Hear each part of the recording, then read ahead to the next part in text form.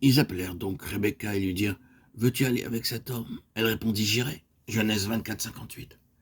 Élisée demanda un grand signe à l'Éternel. « Voici, je me tiens près de la source d'eau, et les filles des gens de la ville vont sortir pour puiser de l'eau.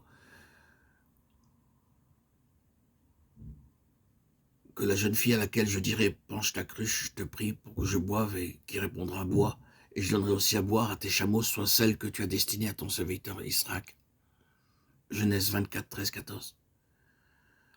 Le serviteur possédait 10 chameaux. Les chameaux boivent 5 grandes cruches chacun. La jeune fille devait puiser de l'eau pour 10 chameaux. Quelle grande tâche, quelle tâche pénible. Seul Dieu pouvait faire réussir une telle épreuve à une jeune fille. Nous remarquons ici la sagesse divine donnée à Eliezer. Une jeune fille capable de puiser de l'eau pour 10 chameaux devait avoir un cœur large, volontaire, tendre. Eliezer recherchait une fille humble et volontaire à la fois. Étant un homme spirituel, il recherchait une fille spirituelle. Rebecca était une telle femme. Lorsque ses parents voulurent qu'elle reste plus longtemps avec eux, elle refusa et voulut partir immédiatement avec le serviteur. Lorsqu'elle apprit d'Eliezer comment le Seigneur l'avait conduit pas à pas, elle sut qu'elle était le choix de Dieu pour Israël. Aussi partit-elle avec Eliezer sans aucune question.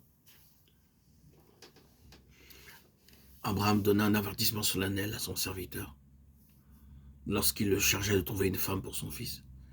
C'est un avertissement pour les croyants. Vous ne pouvez pas vous joindre à des incroyants. 2 Corinthiens 6, 14. C'est la première chose que vous devez conserver en pensée. Abraham donna à son serviteur un avertissement solennel au sujet des femmes cananéennes. Il devait être guidé pas à pas par la sagesse divine. Nous voyons d'après les Écritures que le serviteur d'Abraham dépendit de Dieu pour chaque détail. Dans cette affaire, il n'alla pas consulter à droite ou à gauche. Il appliqua une grande épreuve pour s'assurer de la volonté de Dieu. S'il avait été dépendant de la sagesse humaine, il se serait assuré de ce que la jeune fille appartint à une famille respectable, honorable, ayant des titres. Mais il n'avait pas de telles considérations. Dans sa pensée, il ne pensa qu'à la volonté de Dieu en cela. Il pria donc avec une grande foi, prouvant qu'il était un homme de prière et très spirituel. Il n'était gouverné ni par son jugement, ni par ses sentiments. Son esprit était sa ligne de conduite, sa boussole. Et je te ferai jurer par l'Éternel, le Dieu du ciel, le Dieu de la terre, de ne pas prendre pour mon fils une femme parmi les filles des Cananéens, au milieu desquelles j'habite, mais d'aller dans mon pays et dans ma patrie prendre une femme pour mon fils Israël. Genèse 24, 3, 4.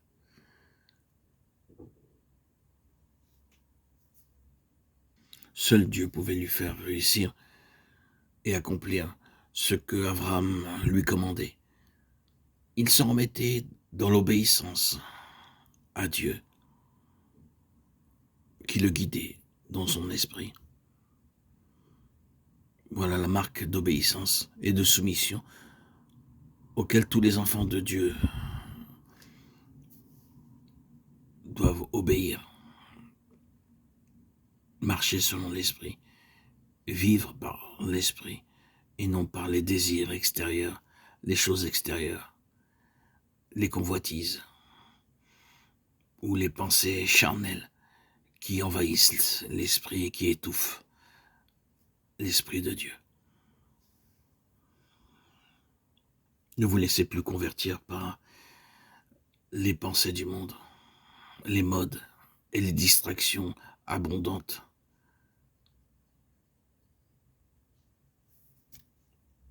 qui se déversent sur le monde et qui bouchent, obstruent le canal menant à Christ, le canal,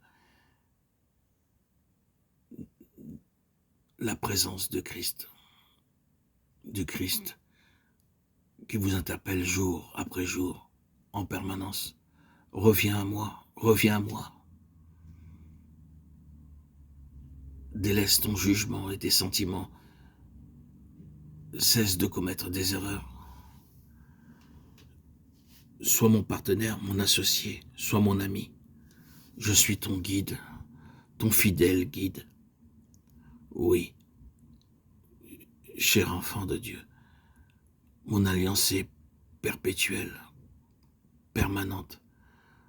Je t'ai choisi, je t'ai désigné, élu, raffiné, pour que tu sois mon instrument, mon vase d'élection.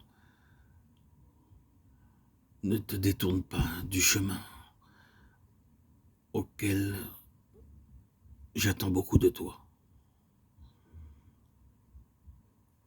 Ne t'appuie pas sur tes sentiments, ta sagesse et ton jugement, mais sur mon esprit.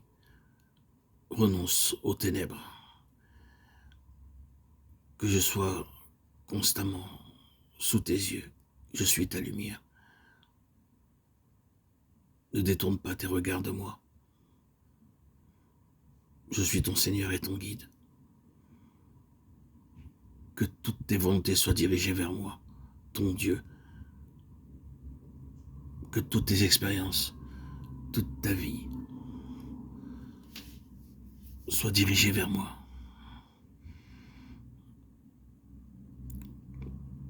Je désire perpétuer avec toi une amitié constante et permanente.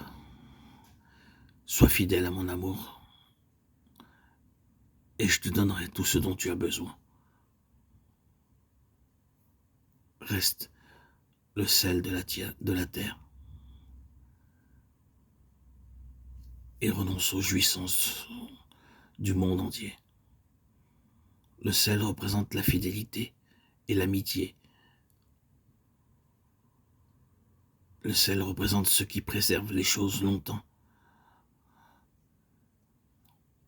Je veux te préserver à mes côtés. Sois le sel de la terre. Sois fidèle à ma parole. Ne sois pas ingrat envers toutes les grâces et les bontés que je t'ai accordées.